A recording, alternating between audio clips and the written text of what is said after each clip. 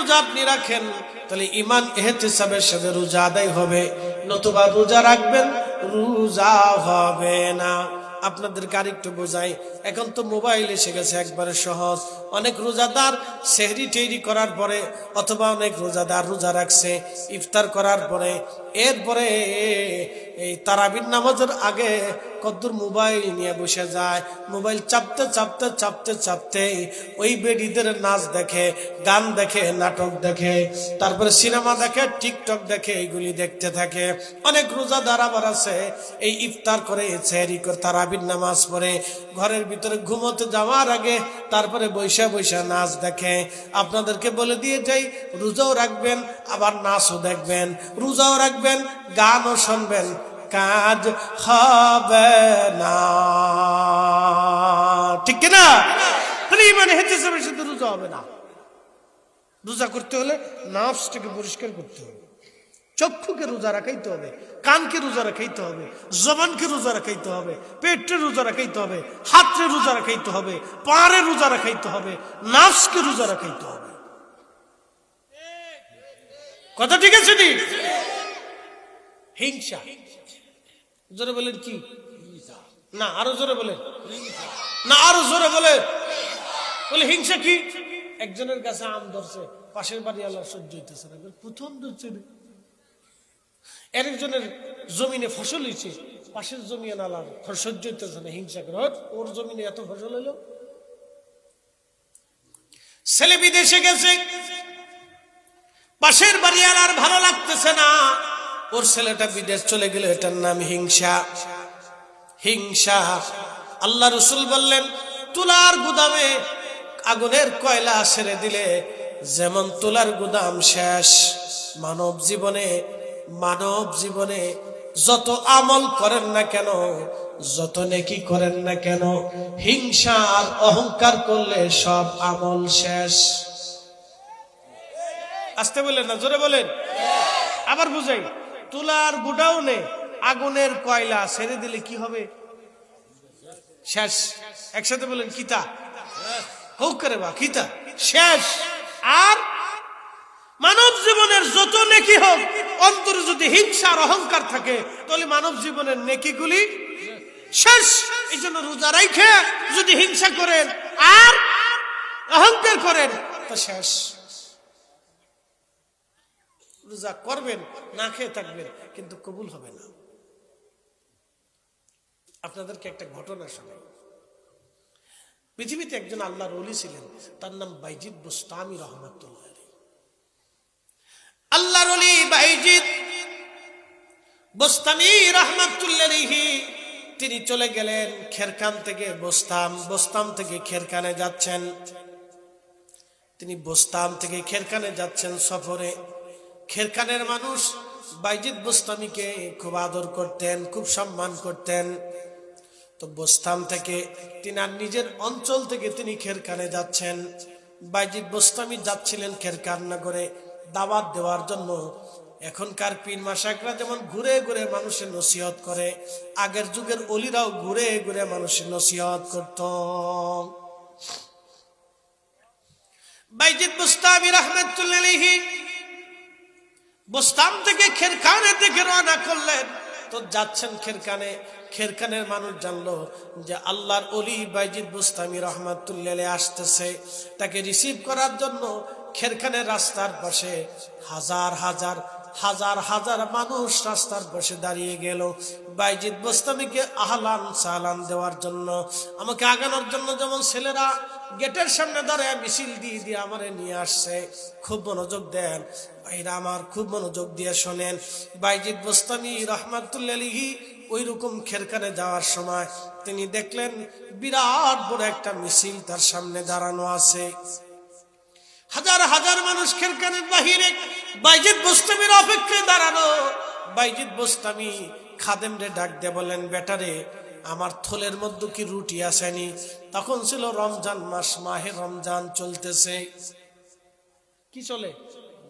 রমজান মাস, running Ramzan. তো রমজান মাসে বাইজিদ বুস্তামি খাদেমরা বলতেছে, বেটা রুটি আসেনি? হ্যাঁ হুজুর আছে। রুটি দে। বলে হুজুর রমজান মাসে রুটি দিয়ে কি করবেন? বলে বেটারে আমি রমজানে এই অবস্থায় রুটি খাবো। খাদেম কাহায় হায় হুজুর কয় কি রমজান অবস্থায় রোজা রাখা অবস্থায় হুজুর রুটি খাবে? এটা কেমন কথা? লক্ষ হাজার হাজার মানুষ দাঁড়ায় রয়েছে খেরখানের দরজায়। হুজুর এত মানুষ আপনার অপেক্ষায় দাঁড়ানো, আপনি যদি এখন রুটি খান এই মানুষেরা দেখবে, তারা সিসি করবে, মন্দ বলবে। বাইজিদ বোস্তামি বললেন বলে বলুক, তারপরে রুটি খেতে হবে, রুটিটা দাও। থলে থেকে রুটি দেয়া হলো। বাইজিদ বোস্তামি রহমাতুল্লাহ আলাইহি সবার সামনে রুটি খাইতে লাগলেন। মাহে রমজানে সবার সামনে বাইজিদ বোস্তামি রুটি খায়। কি বিপদ! এখন ধরেন আপনাদের এখানে আমি আসছি, ওয়াজ করতেছি, তা আপনারা চা দিলেন, ফুট করে আমি ব্যাগ থেকে সিগারেট একটা বাইর করিয়া গ্যাস লাইট মেরিয়া ধরে টান দিয়ে বললাম, ভাইরা আপনারা সবাই নামাজ পড়বেন। তো আপনারা কিতাব করতে এখন যদি ওয়াজরত অবস্থায় বিড়ি একটা টান দিয়ে, ভাই খুব টেনশন লাগতেছে, বিড়ি খেলে দাঁড়া, ও আর শুনবে? যে বিড়ি খায় হেউ কবে না এটা হইল না। কি কথা ঠিক আছে কিনা? যে বিড়ি খায় সেও কবে এটা হইল। এই হুজুরের ওয়াজ আমি শুনবো না, আমি যদি বিড়ি খোর, কিন্তু আমি হুজুরের ওয়াজ শুনতাম না।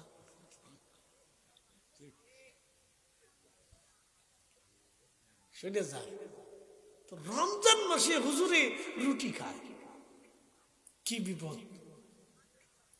হাজার হাজার মানুষ দাঁড়াই রয়েছে, সবাই পেরেশান, হাই হাই কয় করে কি?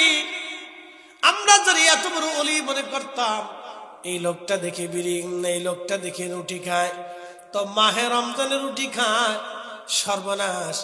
বাইজিদ বোস্তামি রুটি খায়, অবশ্যই এই লোকটা ওলি হতে পারে না। যে রমজানে রুটি খায় সে ওলি না। ধুর, আমরা কার জন্য রাস্তার পাশে দাঁড়ায় রইলাম? সবাই সিসি করে ধুর ধুর করে চলে গেল।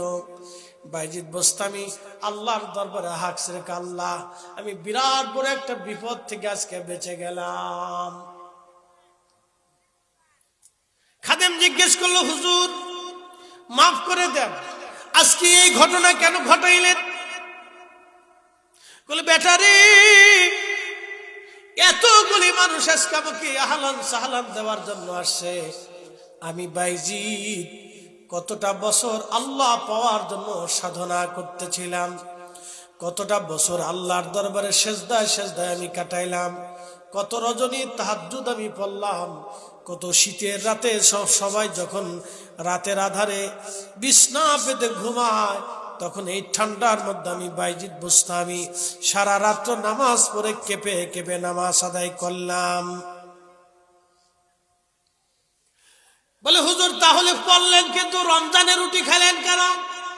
বলে বেটারে এতগুলি মানুষ আমার রিসেপশন করার জন্য আসছে, রিসিভ করার জন্য আসছে, এত মানুষ আমার আহলান সালান দিবে, আমি বাইজিদ আমার অন্তরে যদি অহংকার একবার এসে যায় যে আমি অনেক বড় বুজুর্গ হয়ে গেছি, মানুষ আমার আহলান সালান দেয়, আমি বিরাট কিছু হয়ে গেছি, এই অহংকার আমার অন্তরে যদি একবার চলে আসে রে বেটা, তাহলে আমার সারা জীবনের আমল এই মুহূর্তেই শেষ হয়ে যাবে।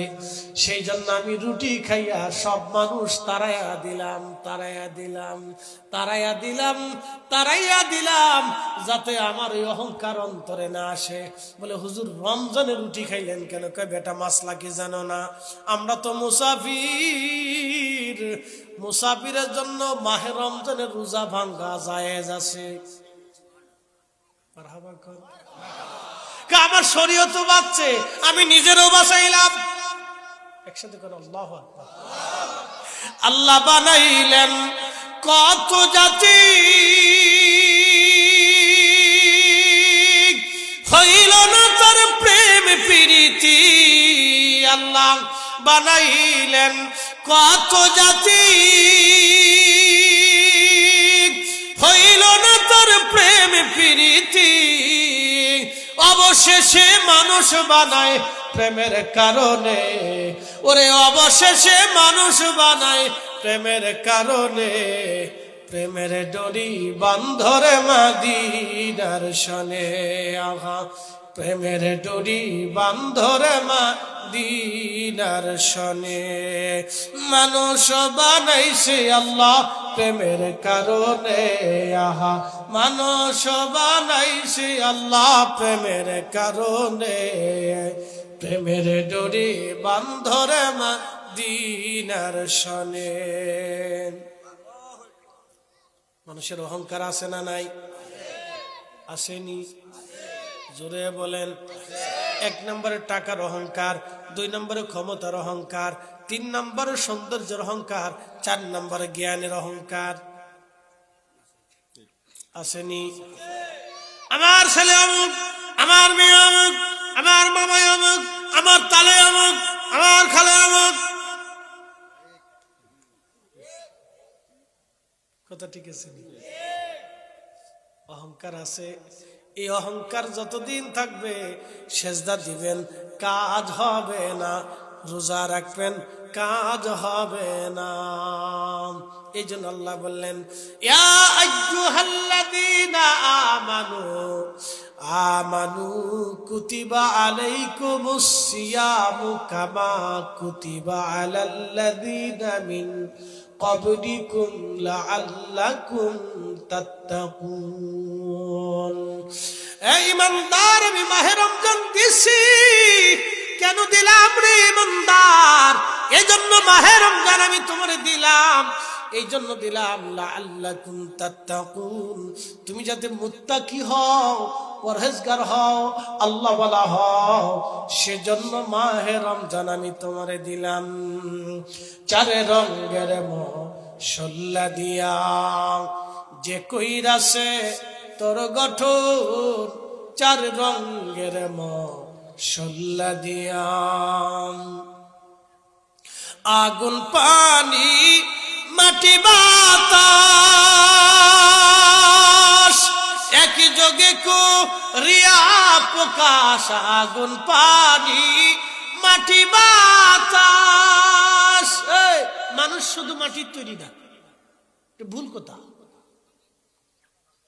মানুষ শুধু মাটির তৈরি না আল্লাহ বলেন বাদা খালকাল ইনসানি মিন তিন আমি মানুষের সৃষ্টির সূচনা করেছি মাটি থেকে মারাবাকা সূচনা কি থেকে মাটি থেকে কিন্তু মাটির সাথে আরো আছে পানি আছে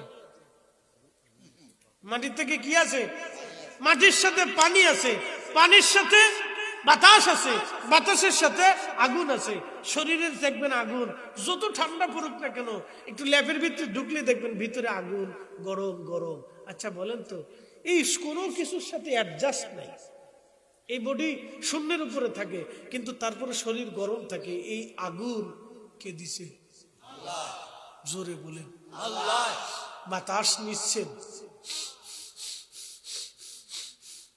কে দিছে আল্লাহ একসাথে বলে আল্লাহ করোনার সময় কোটি কোটি টাকার মালিক অক্সিজেন না পেয়ে মরে গেছে কথা ঠিক নেই করোনার সময় কোটি কোটি টাকার মালিক অক্সিজেন না পাইয়া মারা গেছে অক্সিজেন দিছে কে আহা এই যে সারাটা জীবন অক্সিজেন নিলেন আর ছাড়লেন এরপরও আল্লাহর সেজদা দিতে মন চায় না এই জন্য আল্লাহ বলেন লা ইন শাকারতুম লা আযীদান্নাকুম ওয়া লা ইন কাফারতুম ইন আযাবী লাশাদীদ এ বান্দা তুমি আমার শুকর করো নাফরমানি করিও না যদি শুকর করো নিয়ামত বাড়ায় দেব আর যদি নাফরমানি করো বেঈমানি করো ইন্না আযাবী লাশাদীদ তোমার শক্ত শাস্তি দেব কঠিন শাস্তি দেব তোমাকে মৃত্যু থেকে পালানোর সুযোগ আছে আছে নেই যদি না থাকে তাহলে বুঝতে হবে যত দিন যায় আপনি কবরের দিকে যান কথা ঠিক আছে নি যত রাত যায় আপনি ততই কবরের দিকে যান আপনি কবর থেকে বাঁচছেন না তো আপনি কবরের দিকে তত যাচ্ছেন আগুন পানি মাটি বাতাস একই যোগে রিয়া প্রকাশ আগুন পানি মাটি বাতাস একযোগে রিয়া প্রকাশ ওরে দেখলি না তুই কইরা তালাশ কোন জায়গা সে মহাজোর চার রঙের মশলা দিয়া যে কইরাছে তোর গঠন চার রঙের মশলা দিয়া।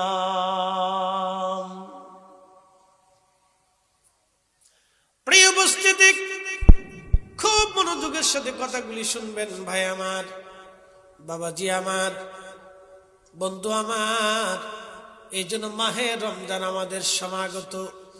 সারাদিন রোজা রাখার পরে আপনি যখন ইফতার করতে যাবেন, ইফতার সামনে আছে, পানি সামনে আছে, পেটে ক্ষুধা আছে, কলিজায় তৃষ্ণা আছে, খাবার সামনে, শরবত সামনে, আপনি বসে আছেন, হাত লাড়াচাড়া করেন, হাত লাড়াচাড়া করেন। ঠিক তখনই আল্লাহ ডাক দে, ও ফেরেশতারা, তোমরা নেই মানব জাতি বানাইতে নিষেধ করছিল ফেরেশতারা, দেখ তোমরা না বলছো নাহনু নুসাব্বিহু বিহামদিকা ওয়া নুকাদ্দিসু লাক।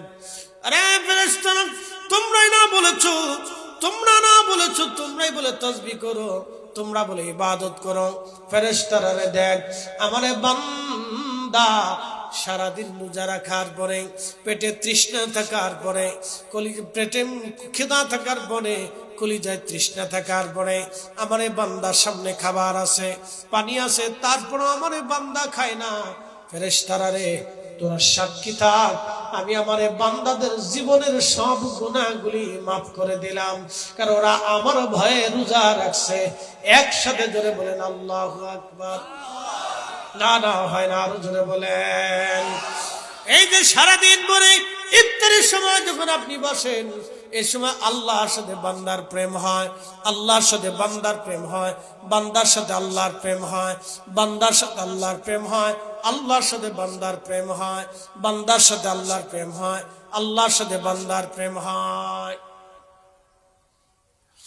বনবীরবাসী, শ্রীমঙ্গলবাসী, ঠিক তখনই আমার আল্লাহ ঘোষণা দেও, ফেরেশতারা ওরা আমারে দেখে নাই, আমার জান্নাত দেখে নাই, আমার জাহান্নাম দেখে নাই, কিন্তু ওরা আমাকে ভালোবাসি, আমার ভয়ে ওরা আজকে রোজা রাখলো, ক্ষুধা থাকার পরও খাবার খেলো না, পানি থাকার পরও তৃষ্ণা মিটাইলো না। ফেরেশতারা রে, তোরা সাক্ষী থাক, আমি আমার বান্দাদের জীবনের সব গুনাহগুলি আমি আল্লাহ মাফ করে দিলাম। আস-সাওমু লি ওয়া আনা আযি বিহি, রোজা আমার জন্য এবং এর প্রতিদান আমি রব্বুল আলামিন নিজে তাকে দিয়ে দেব। একটা জবান বন্ধ রাখবেন না, চিৎকার মেরে আওয়াজ তুলে বলেন আল্লাহু আকবার। আল্লাহু আকবার ওয়া লিল্লাহিল হামদু। বিসমিল্লাহির রাহমানির রাহিম।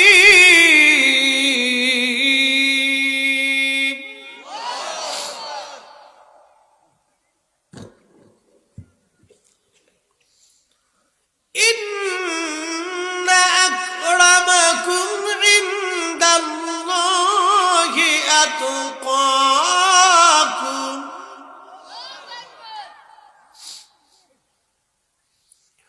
وفي آيات أخرى الذين آمنوا وكانوا يتقون لهم البشرى في الحياة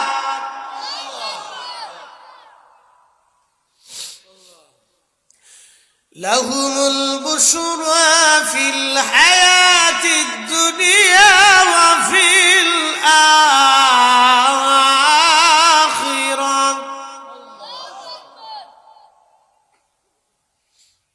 কি চমৎকার আল্লাহর কথা। রব্বুল আলামিন বললেন, ইন্না আকরামাকুম ইনদাল্লাহি আতকাকুম। দুনিয়াতে অনেক অর্থ থাকলে সে অনেক সম্মানিত হয়, অনেক রাষ্ট্রীয় ক্ষমতা থাকলে মানুষ তার সম্মান করে, কিন্তু কিয়ামতের ময়দানে সে বেশি সম্মানিত হবে যার অন্তরে তাকওয়া বেশি। যার অন্তরে আল্লাহর ভয় বেশি, যার আমল বেশি, কিয়ামতের ময়দানে এই লোকের সম্মান হবে আল্লাহর দরবারে অনেক বেশি। বন্ধু মনোযোগ দিবেন, চাকরবাসী, শ্রীমঙ্গলবাসী, কিয়ামতের ময়দানে আল্লাহ দুনিয়ার কোন অর্থবিত্ত দিয়ে আল্লাহ সেদিন ফয়সালা করবে না। রবের দরবারে দুইটা জিনিসের ফয়সালা আসবে। ইন্নাল্লাযীনা আমানু ওয়া আমিলুস সালিহাতি উলাইকা হুম খায়রুল বারিয়া। নিশ্চয়ই আমলে যারা সেরা, ইমানে আমলে যারা সেরা, কিয়ামতের ময়দানে আমার রব আমার আল্লাহ বলেন উলাইকা হুম খায়রুল বারিয়া, তামাম সৃষ্টির মধ্যে তারা হবে সেরা। একবার জোরে বলেন না মারহাবা। জাযাউহুম ইনদা রাব্বিহিম জান্নাতু আদনিন তাজরি মিন তাহতিহাল আনহারু খালিদিনা ফিহা আবাদা।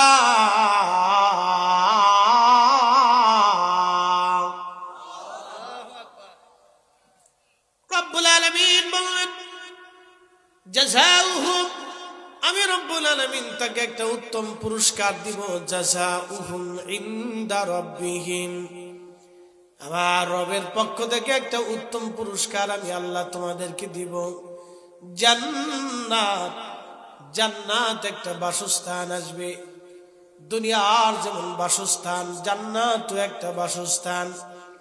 দুনিয়াতে আল্লাহ 4 লক্ষ প্রজাতির জীব এবং জীবন রেখেছেন। বর্তমান বিজ্ঞানের হিসাব অনুযায়ী 4 লক্ষ প্রজাতির জীব এবং জীবন আছে।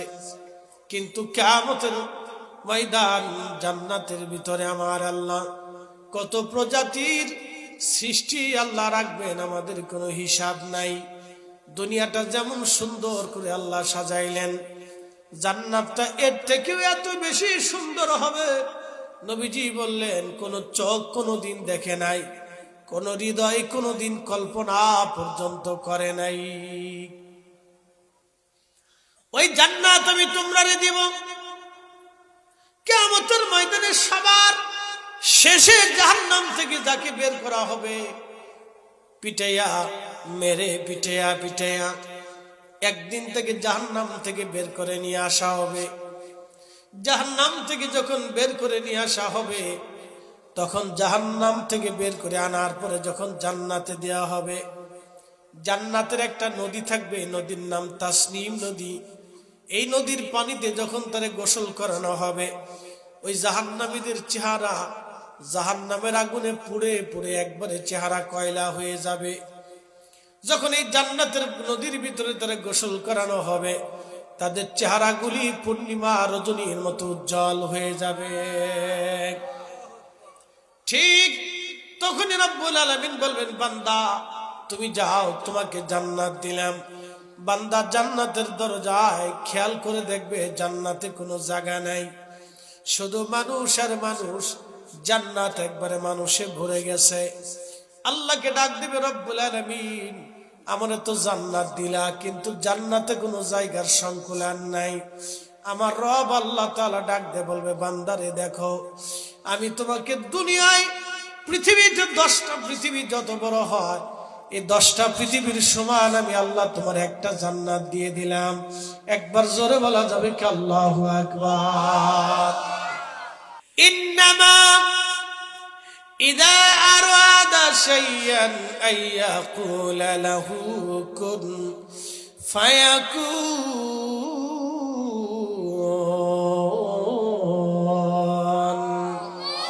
কখনো তোমাকে যদি ভুলি,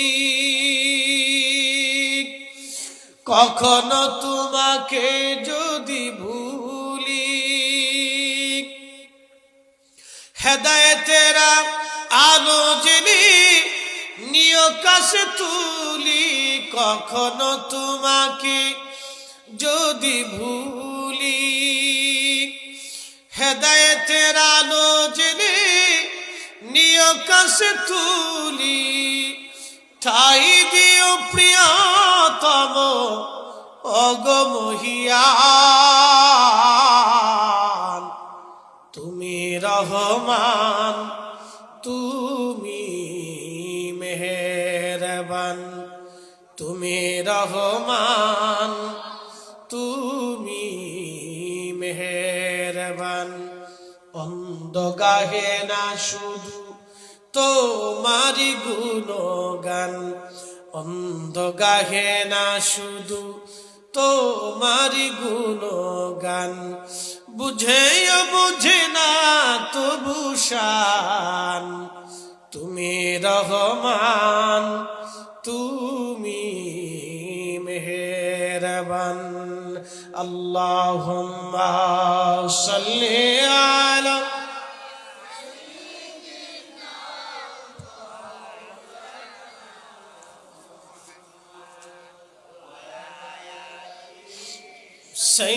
সাইয়্যিদিনা।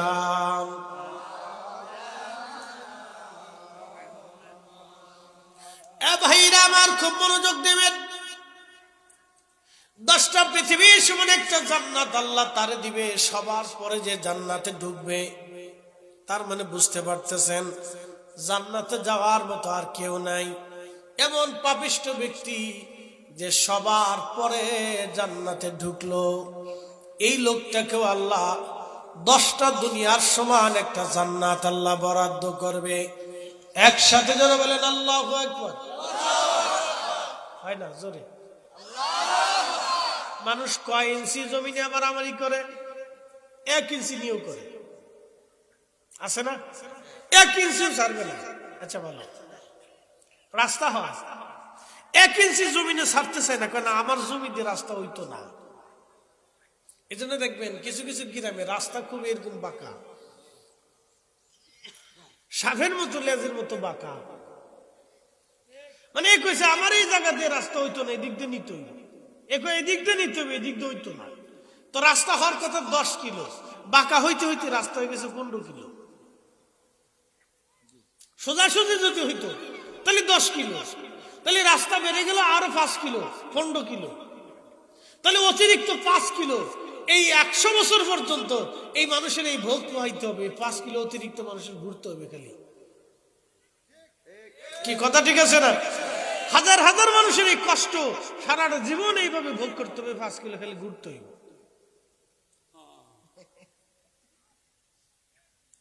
এদেশের কিছু মানুষের শয়তানে খালি লারে। কথা ঠিক আছে না? শয়তানে কি লারে লারে। আমি নবী না চিনিলাম, কি যে ভুল করিলাম, ভস্মে ঢালিলাম ঘি, মানুষ হইয়া ভবেতে আসিয়া মানুষের করিলাম কি, মানুষ হইয়া ভবেতে আসিয়া মানুষের করিলাম কি।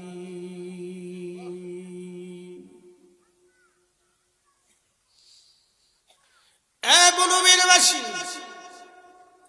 খুব মনোযোগ দিয়ে শুনবেন। রাস্তা কেন দিবেন আপনি, আপনাদেরকে বুঝাই দিয়ে যাই। এই যে রাস্তাটা হয়েছে, এই রাস্তাটা তো কারো জায়গার উপর হইছে। কি কথা ঠিক কিনা? রাস্তার বয়স কত বাবাজি? রাস্তার বয়স কত হবে? 100 বছর। 100 বছর।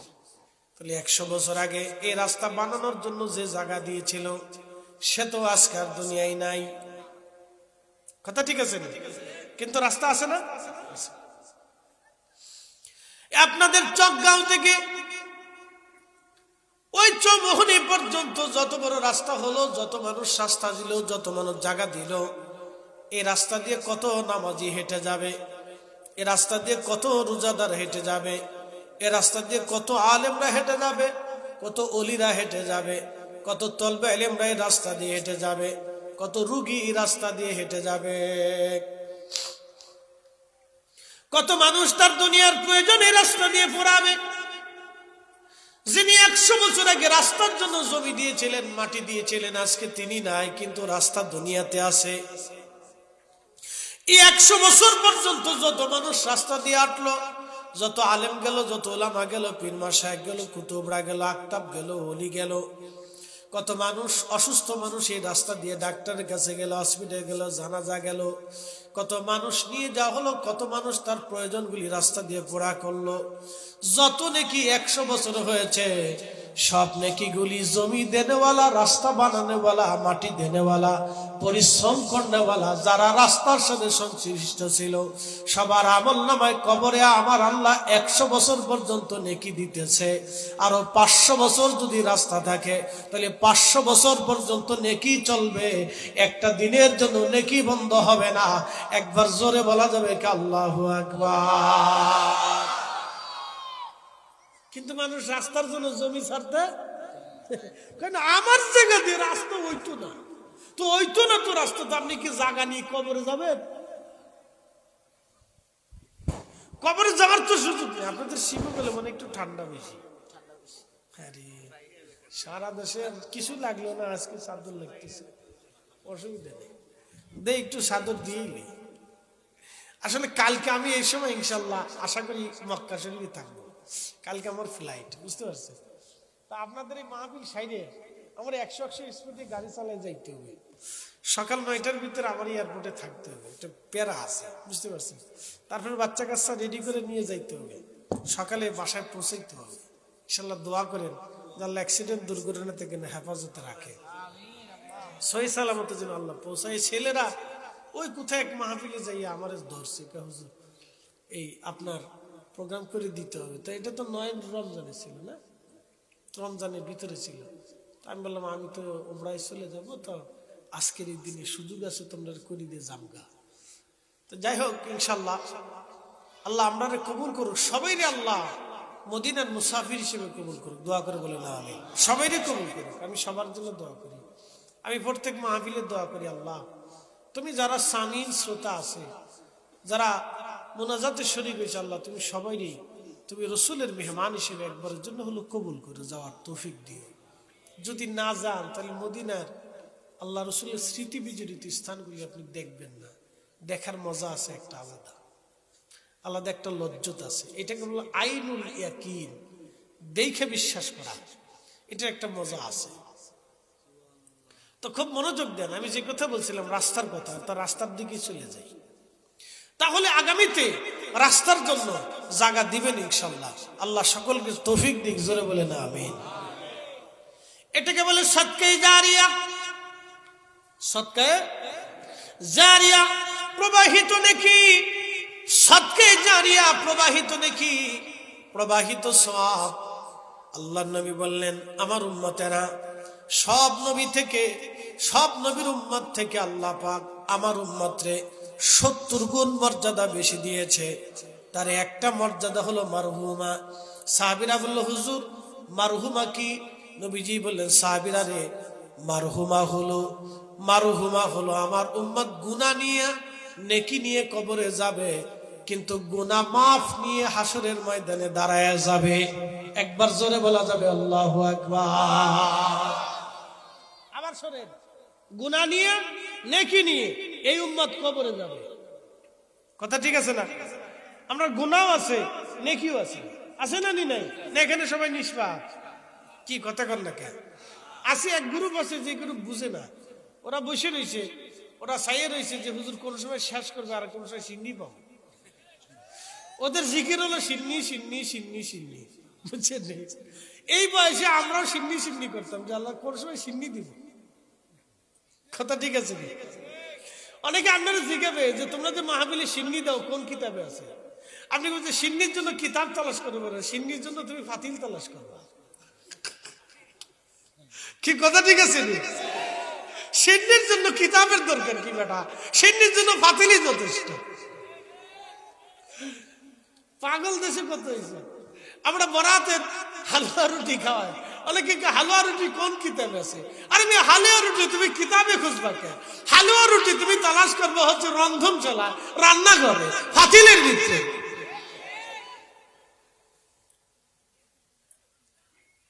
তো খুব মনোযোগ দেয়। আমার উম্মত নেকি নিয়ে গুনাহ নিয়ে কবরে যাবে, কিন্তু নেকি নিয়ে গুনাহ মাফ হয়ে হাসরে দাঁড়াবে, বহুত পরিমাণ নেকি নিয়ে বেহেশতে চলে যাবে। একসাথে জোরে বলেন আল্লাহু আকবার। না হয় না, আরো জোরে। তার ভিতরে একটা হলো রাস্তা, একটা কি রাস্তা দিছি, রাস্তা বুঝাইছি। এখন আসে টিউবওয়েল। দ্বিতীয়টা কি? বোকা। টিউবওয়েল। একজন গরিব মানুষ পানির সংকুলান খুব অসুবিধার মধ্যে পড়ে গেছে। আপনি যদি তার একটা টিউবওয়েল গেড়ে দেন, এই টিউবওয়েল থেকে মানুষেরা পানি পান করবে, ওযু করবে, গোসল করবে। টিউবওয়েল 50 বছরও যদি এই টিউবওয়েলটা ব্যবহার করে, যতদিন পানি পান করবে ততদিন আপনার আমলনামায় নেকি চলবে। শুধু ওই পানি পানের নেকি চলবে না, ওই পানি দিয়ে ওযু করবে, ওই ওযু করে যতগুলি নামাজ পড়বে তত নামাজের নেকি আপনার আমলনামায় আল্লাহ দিয়ে দেবে। আল্লাহু আকবার।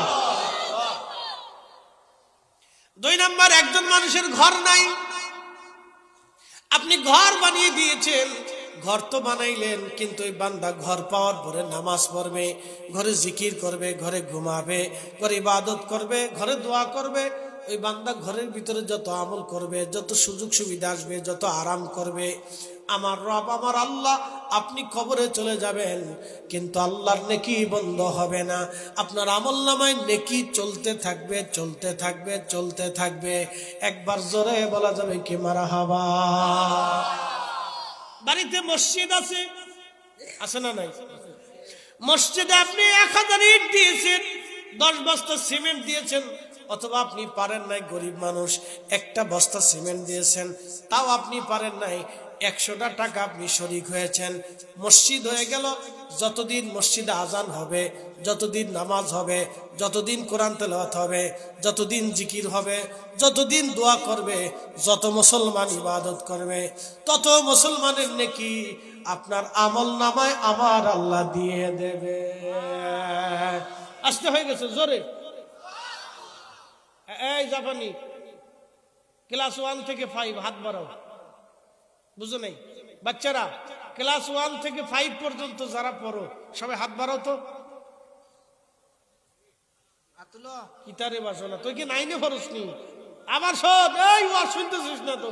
এই যে বললাম যে তোর জিকির হলো সিন্নি সিন্নি সিন্নি, ওদের জিকির হচ্ছে সিন্নি সিন্নি সিন্নি। ওরা আওয়াজ শুনে, ওরা আওয়াজ শুনতেছে, হুজুরের কণ্ঠ ভালো। সব ক্লাস 1 থেকে 5 পর্যন্ত যারা পড়ো তারা হাত উঠাও, হাত উঠাও, হাত উঠাও। ক্লাস 1 থেকে 5 পর্যন্ত যারা পড়ো হাত উঠাও।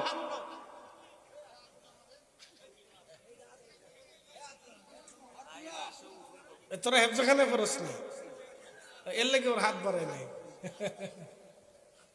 আচ্ছা ডরাইস নে, তোর কাছে টিয়া গেলাম না, ভয় পাইস নে। তুই কোন ক্লাসে পড়িস বাবা? 3 না 6-এ? 3। তা হাত ভিতরে হামদার একশো কে হাত উঠাইতে কইছি, হাত উড়া। ওই যে ভাষণটা ভাষণটা ও তো 6-এ পড়ে, লেগে হাত বাড়াইতেছে লোক বালা। এই ক্লাস 1 থেকে 5 হাত বাড়াও, জোরে জোরে হাত উঠাও, দেখি একবার তাকবীর হবে। নারায়ে তাকবীর। না না, ক্লাস 1 থেকে 5 জোরে, 1 থেকে 5, বাকিরা আর তাকবীর দেওয়া লাগবে না। দেখি এটার পাওয়ার কত দূর আছে। নারায়ে তাকবীর। ইস, তোরা চিপস খাইছিস রে? চিপস খাইছিস এর লাগে বল নাই। নারায়ে রিসালাত। আচ্ছা চলতো ইনশাআল্লাহ। মসজিদ বানিয়েছেন, যতদিন নেকি হবে আপনার আমলনামায় ততদিন নেকি চলবে। শুধু আল্লাহ এই উম্মতকে দিয়েছেন, আগের কোন উম্মতকে আল্লাহ বেনিফিট দেন নাই। মারহাবা বলবেন না? কোন উম্মতকে আল্লাহ বেনিফিট দেন নাই। 70 গুণের 1 গুণ। এই 70টা মর্যাদা দেখে ঈসা রুহুল্লাহ সিজদার মধ্যে পড়ে বলে রাব্বি রাব্বি রাব্বি রাব্বি, আপনি আমারে আখিরি নবীর উম্মত বানায় দেন, আখিরি নবীর উম্মত আমারে বানান, আখিরি নবীর উম্মত আপনি আমারে বানায় দেন। আল্লাহ বলেন হ্যাঁ, কোন নবীরটা যেহেতু কবুল করলাম না, তোমারটাই করলাম, যাও তুমি আখিরি নবীর উম্মত আমি আল্লাহ তোমারে মনোনীত করলাম। বুঝেন এই উম্মতের মর্যাদা কত, এই উম্মতের দাম কত। এই উম্মতের মর্যাদা দেখে ঈসা রুহুল্লাহ সিজদায় পড়ে আল্লাহ আমরা আখিরি নবীর উম্মত বানায় দাও। দেখেন আপনি চিন্তা করেন, তিনি একজন জলিল কদর রসুল, একজন কিতাবধারী রসুল, তিনি আমাদের মর্যাদা দেখে এই নবীর উম্মত হওয়ার জন্য বাসনা করে দোয়া কবুল হয়ে গেল আল্লাহর দরবারে তার পক্ষ থেকে। নবীরবাসী, মসজিদের নেকি আপনারা বুঝাইলাম, এরপরে আসেন মাদ্রাসা। মাদ্রাসা বানাইলেন, মাদ্রাসা হলো ছেলেরা মাদ্রাসায় পড়ে, যতদিন এই মাদ্রাসা থাকবে, যতটা ছেলে কোরআন পড়বে, ধরেন একটা মাদ্রাসায় 20 বছরে 2000 ছেলে কোরআন হাদিস শিখছে, 2000 ছেলে কোরআন শিখলো, ওই অনুযায়ী যতদিন পর্যন্ত সে ইবাদত করবে, এই 2000 ছেলে যদি 70 বছর ধরে ইবাদত করে, যত জীবনের যত ইবাদত করলো সব নেকিগুলি যারা মাদ্রাসা দিল, যারা মাদ্রাসা খরচ করলো, যারা মাদ্রাসায় পরিশ্রম করলো, তাদের আমলনামায় নেকি চলতে থাকবে, চলতে থাকবে, নেকি বন্ধ হবে না। একবার জোরে বলেন না মারহাবা। 3 নম্বর ওয়ালাদিন সলিহিন ইয়াদুলাহু, নেক সন্তান, নেক সন্তান, নেক সন্তান, নেক সন্তান যখন রব্বে কারীমের দরবারে নফল নামাজ পড়ে, দুরূদ শরীফ পড়ে, মিলাদ শরীফ পড়ে, এরপরে কোরআন খতম দিয়ে ফাতিহা পড়ে, কবরের পাশে দাঁড়ায় কবর জিয়ারত করে, নেক সন্তানরা যখন রবের দরবারে হাত বাড়াবে, রব্বুল আলামিন আপনি আমার বাবারে মাফ করে দেন, আমার মারে মাফ করে দেন, এই নফলের সওয়াব, এই জিকিরের সওয়াব, এই কোরআন খতমের সওয়াব, এই নফল নামাজের সওয়াব, এই সদকার সওয়াব, এই দানের সওয়াব, এই মাহফিলের সওয়াব, আল্লাহ এই জিয়ারতের সওয়াব, এই ফাতিহার সওয়াব, আল্লাহ আমার বাবা মার কবরে পৌঁছান। নবীজি বলেন আওয়ালাদিন সলিহিন ইয়াদউ লাহু, নেক সন্তানের দোয়া আমার রবের দরবারে কবুল হয়ে যাবে, নেক সন্তানের দোয়া আল্লাহর দরবারে কবুল হয়ে যাবে, কবুল হয়ে যাবে, রবের দরবারে মঞ্জুর হয়ে যাবে, নেক সন্তানের দোয়া কবুল হয়ে যাবে। এই দোয়াগুলি তার কবরে পৌঁছানো হবে। আল্লাহর নবী বললেন আমার উম্মত গুনাহ নিয়ে যাবে, কিন্তু হাসরের ময়দানে দাঁড়ায় দেখবে কোনো গুনাহ নাই, কিন্তু উহুদ পরিমাণে নেকি আর নেকি। বান্দা বলবে রব্বি এত নেকি তো আমি আদায় করি নাই, আল্লাহ এত নেকি তুমি আমারে কেন দিলে? আল্লাহ আল্লাহ ডাক দিয়ে বলবে বান্দা তুমি রাস্তা বানাইছো, ওই রাস্তার সওয়াব আমি তোমার কবরে দিছি। বান্দা টিউবওয়েল গেড়ে দিছ, এই যত পানি গেছে পানির সওয়াব আমি তোমারে দিছি। ফল গাছ লাগাইছ, পশু পাখিরা ফল খাইছে, ওই ফলের সওয়াব আমি তোমারে দিয়েছি। বান্দারে তুমি গরিবের বাড়ি ঘর নির্মাণ করে দিয়েছো, ওই ঘরের সওয়াব আমি তোমার কবরে দিয়েছি। বান্দা একজন বিধবা গরিব মেয়ের বিবাহ তুমি পড়ায় দিয়েছ, যতদিন বাচ্চা কাচ্চা হয়েছে, সংসার হয়েছে, এই নেকিগুলি তোমার আমলনামায় আমি দিয়েছি। বান্দারে মসজিদ বানাইছো, মুসল্লিরা নামাজ পড়ছে, কিন্তু তুমি কবরে ঘুমাইছো, নেকিগুলি তোমার আমলনামায় দিছি। মাদ্রাসা বানাইছো, তোমরা এতিমরে লালন পালন করে আলেম বানাইছো, বান্দারে তুমি কবরে ঘুমাইছো, কিন্তু তোমার আমলনামায় নেকি দিয়েছি। বান্দারে তোমার নেক সন্তান আমল করে সদকা করে দোয়া করে তোমার জন্য দোয়া করছে, এই নেকিগুলি তোমার আমলনামায় দিছি। শুধু দেই নাই, আমি আল্লাহ দয়া করে বাড়াইয়া বাড়াইয়া বাড়াইয়া বাড়াইয়া উহুদ পরিমাণে বাড়াইয়া আজকে তোমার দিলাম। যাও বান্দা আজকে তুমি জান্নাতি, তোমারে মাফ করে দিলাম। একটা জবান বন্ধ থাকবে না, চিৎকার মেরে জোরে বলেন আল্লাহু আকবার। এখন আসেন যারা এগুলি বন্ধ করতেছে, কপাল পোড়া, বদনসিব। একদল আছে বদনসিব, অনেক বড় বদনসিব। বলে হুজুর কোনটা? আপনাদেরকে বুঝাই। দোয়া নাই, ফাতিহা নাই, মিলাদ নাই, বরাত নাই। কি কথা কর না কেন? দোয়া নাই, মিলাদ নাই, ফাতিহা নাই, বরাত নাই, নাই নাই, না করলেও চলে। এগুলি সব বেদাত। বেদাত এই নফল ইবাদত রে যারা বেদাত বলে ফতোয়া দিয়ে আজকে উম্মত রে শুধু বেদাত থেকে মুক্ত করতে যাইয়া তার এমন এক পজিশনে নিছে। এখনকার নতুন জেনারেশন যারা আছে এগুলো তো করেই না, এখন সুন্নতও পড়ে না, জুমার নামাজের সুন্নতও পড়ে না। আগের সুন্নতও নাই, পরেরটাও নাই, দোয়া তো খেয়ে ফেলছে। দোয়া শেষ, দোয়া শেষ। এরপরে রমজান আসতেছে, কালকে থেকে দেখবেন, আজকে থেকে অলরেডি এক গ্রুপের চুলকানি শুরু হয়ে গেছে। ওরা 8 টাকা কেমনে বানাবে সেই জন্য যত দলিল আছে, যত ফতোয়া আছে, খালি মারতেছে মারতেছে মারতেছে। শয়তানে বলে আমি 1450 বছরে যা পারি নাই, আমার দোস্ত তুই টুপি মাথায় দিয়ে 8 টাকা বানাই দিছিস। দোস্ত আমার, তুই আমার বন্ধু লাগিস, তোর মতো বন্ধু দুনিয়াতে আমার আর কেউ নাই বন্ধু। কথা ঠিক আছে নি? ও শয়তানের বন্ধু।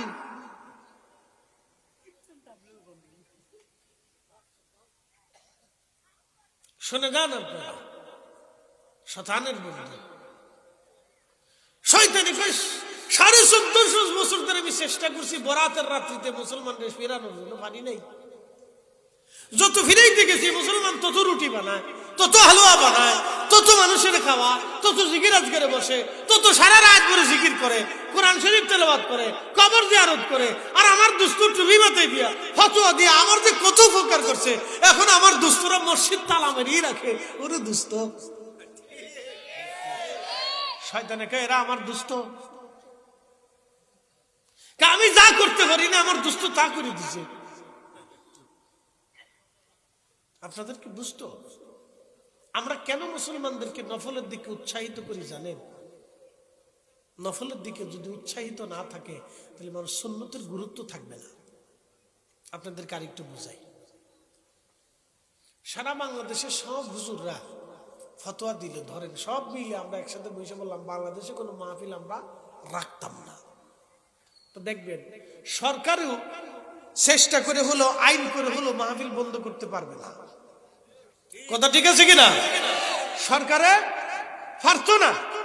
রাষ্ট্র যদি চিন্তা করে আগামী কালকে থেকে রমজান থেকে আমরা মাহফিল বন্ধ করি সারা বাংলাদেশে, তাহলে দেখবেন সারা বাংলাদেশে যুদ্ধ লেগে যাবে। কথা ঠিক আছে নি? রাষ্ট্র এই মাহফিল বন্ধ করতে পারবে না, কিন্তু আমরা হুজুররা ইচ্ছা করলে পারবো। কেমনে পারবো? সারা বাংলাদেশের সব হুজুররা যদি বসে মিটিং করে কয় যে এই সিস্টেমে পোস্টার সাজাইয়া, প্রধান অতিথি দিয়া, হ্যান্ডেল ম্যান্ডেল সাজাইয়া, 6 দিন ধরে মাইকিং করিয়া, সিন্নি সালাত রাইন্যা, তাবারক টাবারক ফাঁকাইয়া, এইভাবে মাইক টেক করিয়া সারা রাত ধরে সিল্লাই ফেলাইয়া ওয়াজ করা সিস্টেম, কৈফিয়ত, পদ্ধতি নবীর জমানায়, সাহাবীদের জমানায় ছিল না। অতএব আমরা এই কাজ কালকে থেকে আর করবো না। কি বুঝলেন? এই কাজ করবো না। তো এই কাজ না করতে করতে করতে করতে করতে করতে একসময় কি হবে? সব আলেমরা যখন এর বিরুদ্ধে লাগবে, তখন সব আলেমরা এই মাহফিল করা বন্ধ করে দিবে। তখন দেখবেন পাবলিকও আস্তে আস্তে আস্তে আস্তে আস্তে আস্তে বন্ধ করে দিবে। যখন একবার বন্ধ হয়ে যাবে তখন আর সহজে চালু হবে না। এখন আপনাদের বন্ধু প্রশ্ন করি, জবাব দিবেন তো। বন্ধ যদি করে দেয় তাহলে উপকার হইল কার? বলেন, আরো জোরে বলেন, আরো জোরে বলেন।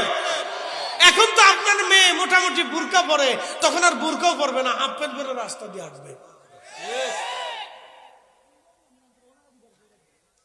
তখন মেয়েরা হাফ প্যান্ট পরে রাস্তা দিয়ে হাঁটবে। আমরা হুজুররা চিল্লে ফাল্লা করিয়া, একটু রাগায় সাগাইয়া যুক্তি যুক্তি দিক দিয়ে বিভিন্ন কথা দিয়ে লজ্জা শরম দিয়ে আপনাদেরকে একটু লাইনে রাখা হয়েছে, এটা যদি বন্ধ করে দেন তাহলে মেয়েরা হাফ প্যান্ট পরে রাস্তা দিয়ে হাঁটবে। এই আমার দিকে তাকান, সৌদি আরবে আইন করছে, সৌদি আরবে আইন করছে যে যারা জেনা করবে তাদেরকে গর্দান উড়াই দিয়ে হবে। বলেন সৌদি আরবে কি জেনা বন্ধ হয়েছে? আস্তে কোনকে ডরায় কোনকে, জোরে বলেন জেনা বন্ধ হয়েছে? জেনা বন্ধ করতে পারছে? আইন দিয়ে জেনা বন্ধ করা যায় না। আপনাদেরকে বলি সৌদি আরব সরকার আইন করলো নামাজ পড়তে হবে, দোকান বন্ধ রাখতেই হবে। সৌদি আরবের নামাজের সময় সমস্ত দোকান বন্ধ হয়ে যায়, কিন্তু বলেন তো সবাই কি নামাজ পড়ে? এটাই হলো কথা, এটাই হলো কথা। সবাই নামাজ পড়ে, দোকান বন্ধ করে আস্তে করে দোকান বন্ধ রাখে, ভিতরে বয়ে মোবাইল টিপে। কি কথা কর না কেন? ঠিক আছে না? দোকানটা চুপ করে বন্ধ করে দিয়ে ভিতরে বসে মোবাইল দেখে, নাচ দেখে, নাচ দেখে।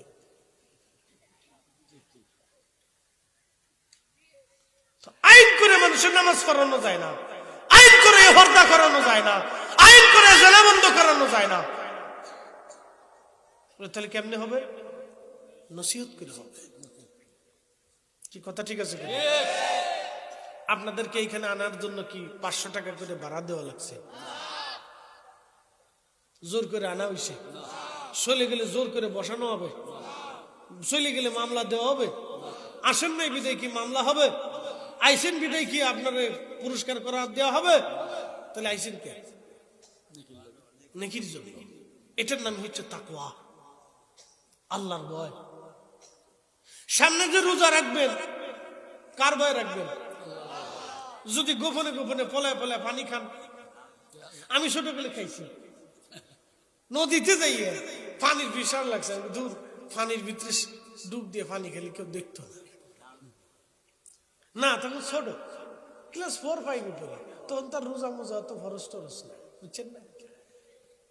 মা কইছে বাবারে ফলা একটু একটু খালি অসুবিধা হয় না।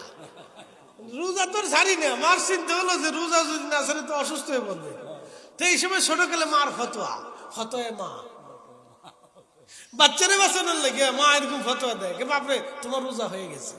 ছোট বাচ্চাকে মাম্মু রোজা রাখবো, তো রাখো, সেহরি খাইছে, না খেলে কান্নাকাটি করবে। তো সেহরি খাওয়ার পরে জোহরের সময় তো বাচ্চা কাইতে করছে, তোর মায়ে ফতোয়া দেয়, বাবারে জোহরের আজান দিছে, এই সময় যদি তুমি খাও তাহলে একটা রোজা এই সময় হবে, আবার যদি মাগরিবে খাও তাহলে আরেকটা রোজা হইব। এটা হলো ফতোয়া মা।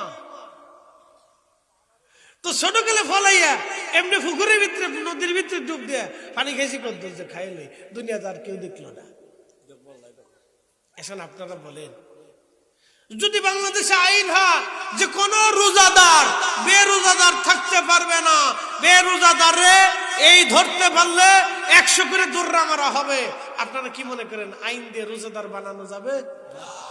ফলাইয়া ঘরের ভিতরে বয়ে খাইলে প্রশাসন দেখবে কোত্থেকে? কি কথা ঠিক আছে কিনা?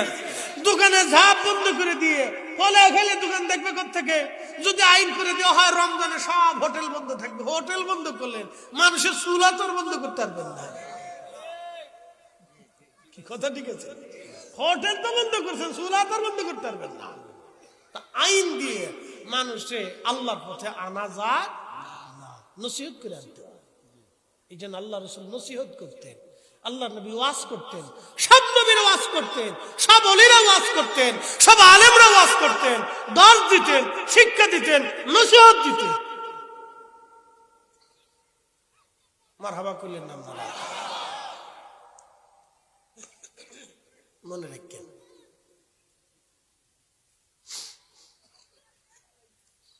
প্রিয় উপস্থিতি হাজিরিন, ভালো করে শুনে যাবেন। বন্ধু আমার, সামনে মাহে রমজান আসতেছি। এই মাহে রমজান সারাদিন আপনি রোজা রাখলেন, ইফতারি সময় ঘনায় গেল। দেখেন বান্দার সাথে আল্লাহর প্রেম কখনো হয়? সারাদিন আপনি রোজা রাখছেন, সারাদিন আপনি কিছু খান নাই, পানাহার থেকে বিরত থেকেছেন, স্ত্রী থেকে বিরত থেকেছেন, সুন্দরী রমণীর কুখায়েশ থেকে বিরত থেকেছেন, মিথ্যা বলা থেকে বিরত থেকেছেন, রোজা রেখে মিথ্যা বলবেন, রোজা হবে। আপনাদেরকে আরেকটু বোঝাই, এটার নাম কি? সা। এটার ভিতরে কি আছে? সা। এখন আমি সা খাবো, সা এখন এটা হালাল, একবারে পবিত্র, খাইলে কোনো সমস্যা নাই। এখন এই চার ভিতরে যদি এক ফোঁটা গরুর সোনা, গরুর পেশাব মেরে দেওয়া হয়, তাহলে আমি সবাই যদি বলি বাবা আপনারা খান, কোনো মুসলমান কি খাবে? ভারতের কিছু কিছু হিন্দু খাবে, ওরা অনেকে মুদ খায়, খা। আচ্ছা, মুতে কি কোনো ভিটামিন আছে? তো গরুর মুদ খাই কে? বুঝিনি কিছু, পাগল নাকি? তা আমাকে খা, তুই মুদ খা, তোর কপালে মুদ আছে, তুই মুতি খা। তোরা মুদ খাইয়ে খেয়ে মুসলমানকে ফিরাবি, ফিরা। মুদ খাইয়ে মুসলমান মারে, মসজিদ ভাঙ্গায়, মসজিদ ভাঙ্গে, মাঝে মধ্যে মুসলমান পিটায়, মারে, মুসলমানদের মসজিদ ভেঙে ভেঙে দেয় বিভিন্ন জায়গায়, ইউপিতে, উত্তরপ্রদেশে, ওই আসামে দেখা যায় মাঝে মধ্যে মুসলমান মারে, ওই মুসলমানদের। তো যারা মুসলমান মারে, হিন্দু কিন্তু সবাই কিন্তু মুসলমান মারে না, মারে ভাই, সবাই কিন্তু মারে না, সব হিন্দুর দোষ দিচ্ছি না। আমি মনে করি যে হিন্দু মুদ খায় ও মুসলমান মারে, কথা ঠিক আছে নি? ও মুদ খাওয়া হিন্দু, ও গরুর মুদ খায়। আমি কিছু খা, তুই মুদ খা, তোর কপালে মুতি আছে, খা।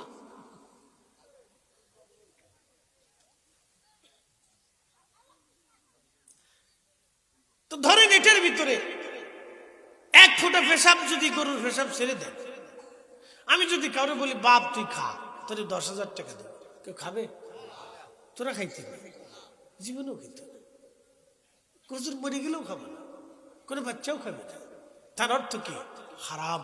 একসাথে বলেন কি? জোরে বলেন কি? তো এই হারামের শরবত দিয়ে ইফতার করলে রোজা হবে?